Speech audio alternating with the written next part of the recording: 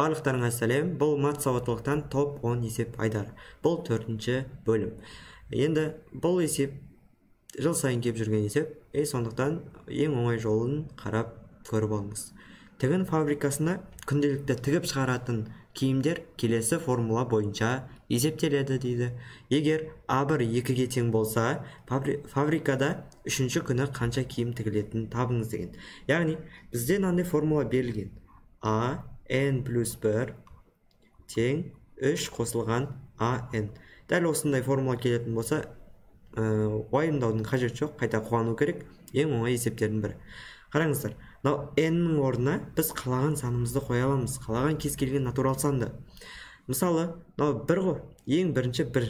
Яғни біз n-нің орнына 1-ді беріп көреміз.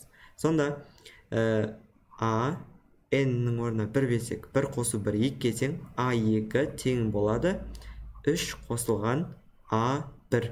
Яғни a1 берілген бізде ол 2-ге тең. Міне. Сонда 3 қосылған 2 тең болады 5-ге. Сонда a2-міз 5-ге тең. Енді n-нің орнына біз 2-ні қоямыз. Так, на жерде n плюс 1, яғни 2 плюс 1 ол 3-ге тең. Мені басқа цветпен жазайын, емен. Сонда a3 тең болады 3 қосылған, n-нің орнына 2 қойдық, сонда a2.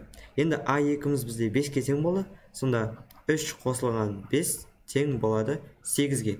Сонда 3-ші күні бізде, a3 3-ші күні 8 киім тігілген екен. Жауабы Е болады. Каналға тіркеліп, комментарий жазып, лайк басып, каналды қолдап кетіңіз. Жақсы, сау болыңыздар.